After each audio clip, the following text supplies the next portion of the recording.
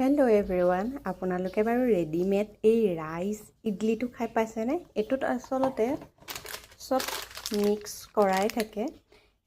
আপুনি ইয়াতে দৈ দিব পাৰে।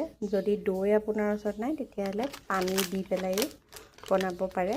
দামো বেছি নহয়, এইটো আপোনাৰ 48 মান আছিল কিজানি।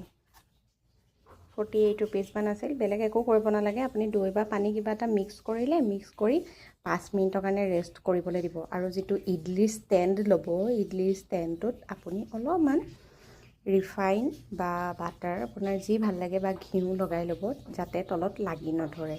তাৰপিছতে আপুনি 15 মিনিটমানৰ কাৰণে প্ৰেছাৰ কুকাৰত বহাই দিব। যদি আপোনাৰ ইডলি ষ্টেণ্ড আছে দেন তাতে দিব পাৰিব। ট্ৰাই কৰি চাবচোন। মই আজি আপোনালোকক ষ্টেপ বাই ষ্টেপ দেখাই আছোঁ কেনেদৰে বনাব লাগে।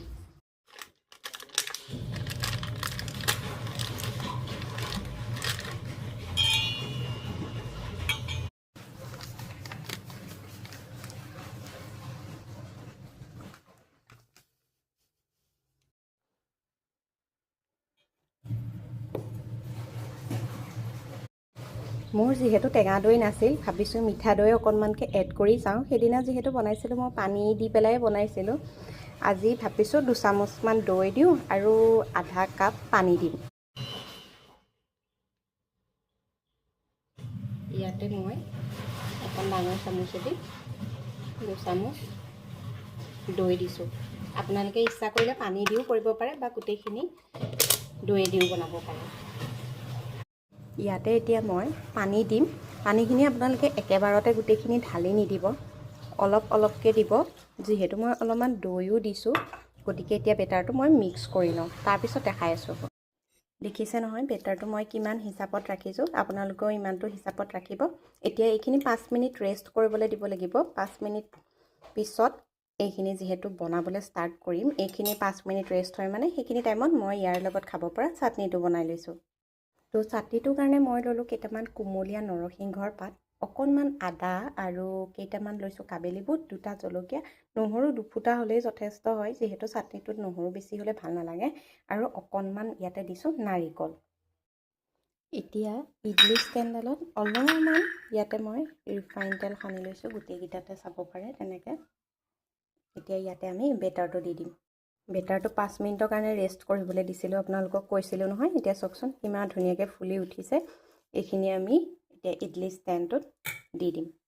এতিয়া ধুনীয়াকৈ তিনিওডাল ষ্টেণ্ডতে তিনিটাকৈ দি গ'লোঁ। এতিয়া এইখিনি আমি কুকাৰ পাতি পেলাই কুকাৰত বহাই দিম।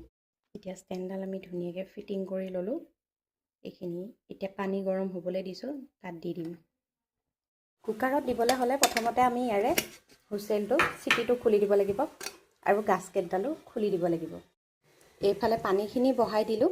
পানীখিনি অকণমান উতলা আহিলেই আমি ষ্টেণ্ডডাল বহাই দিব পাৰিম। কুকাৰটো লেতেৰা বুলি নাভাবিব, যিহেতু মই এই কুকাৰটোত অকল ইডলিয়ে বনাওঁ। ইডলি বনোৱাৰ কাৰণে তলটো এনেকুৱা হৈ গৈছে। পানীখিনি যিহেতু অলপমান গৰম হৈ আহিছে, এতিয়া আমি ইয়াতে ষ্টেণ্ডডাল বহাই দিম।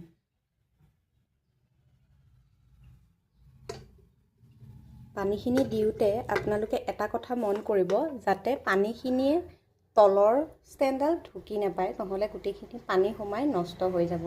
এইখিনি আমি এতিয়া 15 মিনিটমানৰ কাৰণে বইল হ'বলৈ দিম।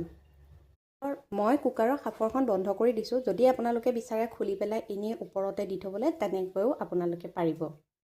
ইফালে আমাৰ ইডলিখিনি হয় মানে মোৰ চাটনিখিনিও ৰেডি হৈ গ'ল। ইয়াতে মই কি কি দেখাইছোঁ আপোনালোকক আগৰ ভিডিঅ'টোত দেখাইছোঁৱেই।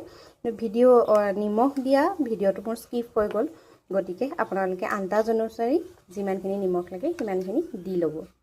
দেখিছেনে বন্ধু বান্ধৱীসকল, ইমান ধুনীয়া ইডলি হৈছে। আপোনালোকে নিশ্চয় এবাৰ ট্ৰাই কৰি চাব।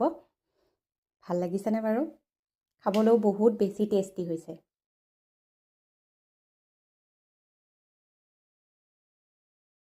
আপোনালোকেও এনেদৰে চেষ্টা কৰি এবাৰ চাবচোন। আৰু ঘৰতে ৰাতিপুৱাৰ সময়ত আমাৰ ব্ৰেকফাষ্টৰ কাৰণে এইটো বিৰাট টেষ্টি হয় আৰু বিৰাট হেল্ডিও হয়। আপোনালোকে বাচ্ছাক টিফিনতো দিব পাৰিব, যিহেতু ইয়াত কোনো ধৰণৰ মছলা ব্যৱহাৰ কৰা নাথাকে, জ্বলা নাথাকে, গতিকে আমাৰ সন্তানেও খাই ভাল পাব।